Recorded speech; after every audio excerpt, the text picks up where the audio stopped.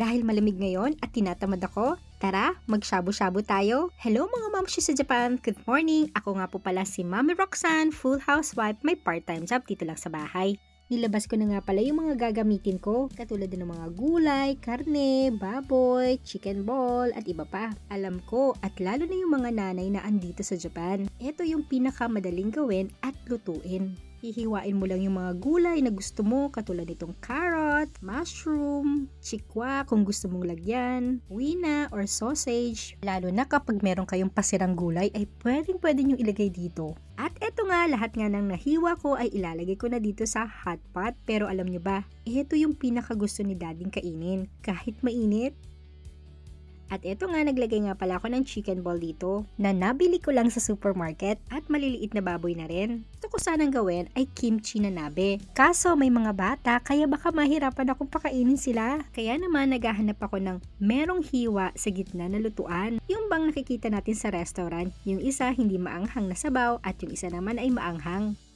At eto nga, gagawa naman ako ng sarili kong isasabaw sa aming nabe. Ni Hondashi nga lang pala yung nilagay ko dito. Actually, meron namang nabibili na meron ng lasang nasabaw. Kaso, ito na lang ginawa ko. At eto nga, pagkatapos kong ilagay itong sabaw na ito, pakukuluan ko lang ito hanggang maluto lahat ng nasa loob. At nung kumulo na nga, ay naghanda na nga ako. Tara, kain po! Itadakimasu!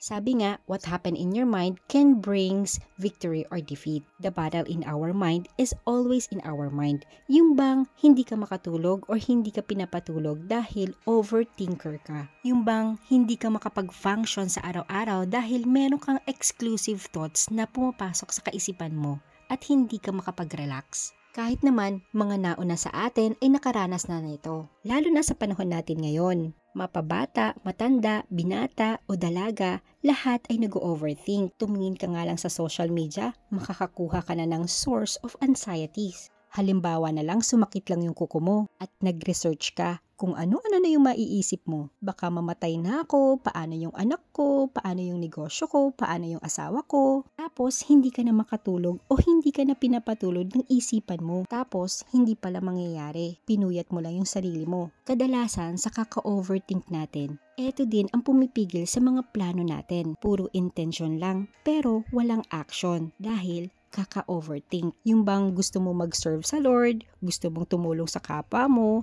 but no action dahil sa anxiety. Actually, ang anxiety is a natural human response. Natural lang na concern ka sa future ng anak mo, yung concern tayo sa kalusugan ng ating mga magulang, but living in anxiety, living in overthinking is a bondage. Yung concern ka pero nag-overthink ka na ang case ay worst of scenario na. Yung nagke-create ka ng problem that doesn't exist. Yung gumagawa ka ng movie sa iyong isipan na hindi naman talaga nangyayari. Yung bang nakita mo lang yung asawa mo may hawak ng cellphone, tapos iisipin mo na lang na meron siyang babae na. Or sumakay ka lang sa eroplano, iisipin mo baka bumagsak na. Or hindi mo pa nga siya sinasagot, ang iniisip mo ay hiwalayan na. Sasabihin ko sa'yo, God's will for you, it's not a sick mind, but sound mind. Ang kalooban ng Diyos sa'yo ay magkaroon ka ng sensible, at sound mind. Not in your life is unsense. Not in your thought,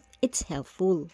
Not in your mind is beneficial. Minsan, kailangan mo lang magpalayas ng negative thoughts na dumarating sa case ng worst of scenario. At karamihan ng nasa social media ay hindi totoo. Kaya, we need a sound mind na alam dapat natin ang dapat itapon. Parang ang hirap naman, eto na lang. Gusto mong maging masaya at gusto mo ng peace of mind. Gusto mong makawala sa prison of negative mind. Tandaan mo na lang ito. And I just want to encourage you, kapatid. A positive life is impossible with a negative mindset. Kapag negatibo ang ating kaisipan, yung positibong buhay ay imposible talaga. Kaya umpisa pa lang ng negatibo sa isipan mo, palitan mo kaagad ng positibo. And always connect sa mga tamang taong makakatulong sa'yo.